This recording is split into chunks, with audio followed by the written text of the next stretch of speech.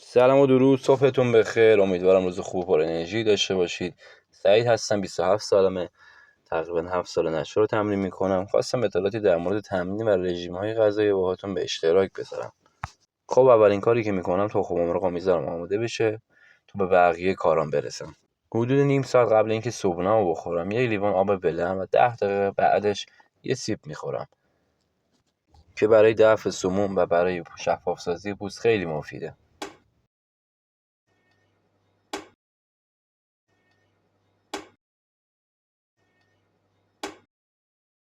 خب تخم مرغام که آماده شد، یه صبحونه کاملا پروتئینه و با چربی مفید و سالم و کاملا خوشمزه. اینو فکر کنم از نگاه هم میتونید بفهمید که چه مزه خوبی داره و خیلی راحت میخورم اینو.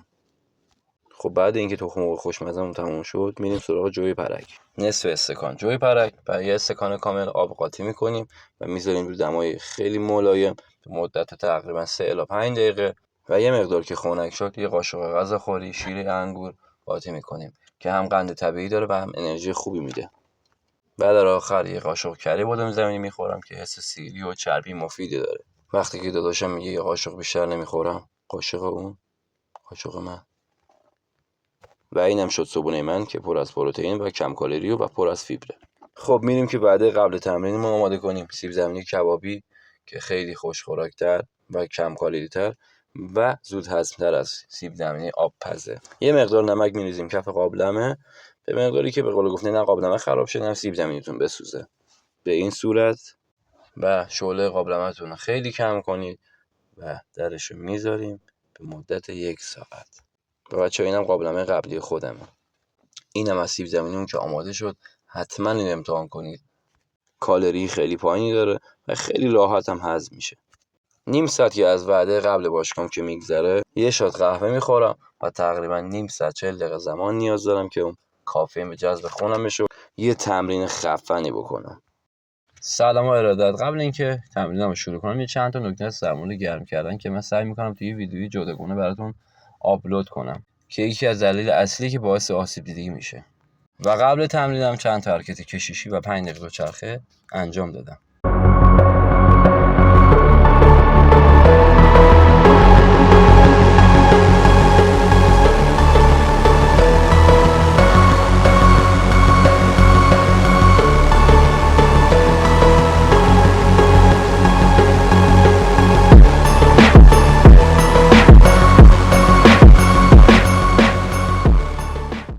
و اولین حرکتی که باهاش شروع میکنم اسکاته. چرا؟ چون حرکت مادره که به کل عضلات پا فشار میاره. 4 سر پا، همسترینگ و باسن و 3 تا اول تعداد میزنم که شروعی باشه برای تمرینات سنگینم.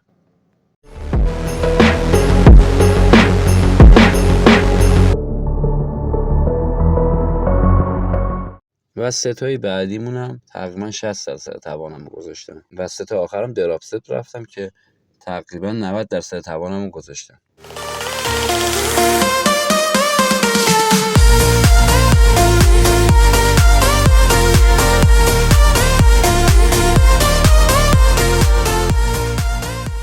خب حرکت اولمون هم که تموم شد 5 ست اسکات زدم که یک ستش اول گرم کردم و ستای بعدی تقریبا 60% تمام و ست آخرم 90% توانم بدنم.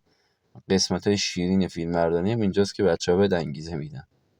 خب بچه‌ها حرکت دوم که همونطور که دیدی هاگ پا باز زدم با خیاط سوپر ست که فشارشون برای میان پا.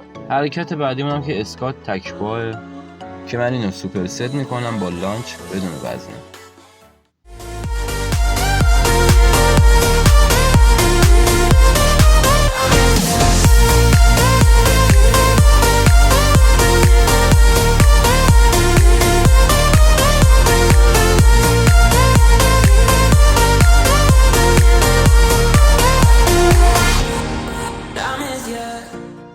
خب بچه‌ها من تقریبا 30 قدم راه رفتم و واقعا به حد ناتوانی رسیدم و دم خوبی به پاهم داد. خب وقتشه که بریم عضلات پشت پامون رو بهتر کنیم.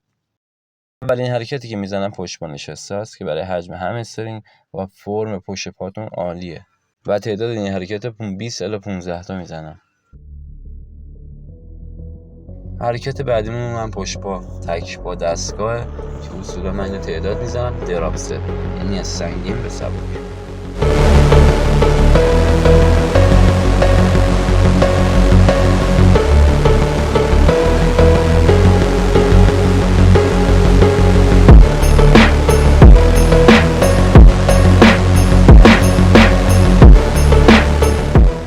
خب میرسیم به حرکت سوم که پشت پا خوابیده است. من اینو سوپرست پا جمع با پا باز میزنم.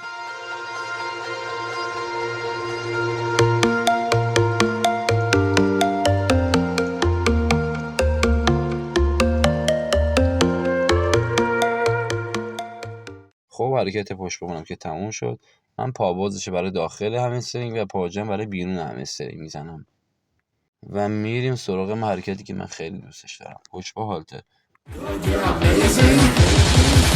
بچه‌ها تو این حرکت خیلی باید حواستون به زانوهاتون باشه که نه زیاد صاف باشه نه زیاد خم. اگه خیلی صاف باشه باعث میشه تاندوناتون آسیب ببینه.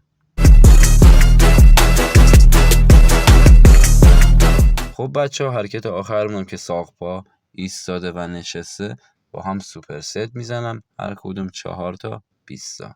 و اینو بدونید که ساق یکی از اعضای مهم بدنه، یه جوری ستون بدنه. خب امیدوارم که از حرکت‌های پای من خوشتون اومده باشه و اینکه بچه‌ها شما استمرار تو هر کاری که داشته باشید قطعاً نتیجه خوبی میگیرید.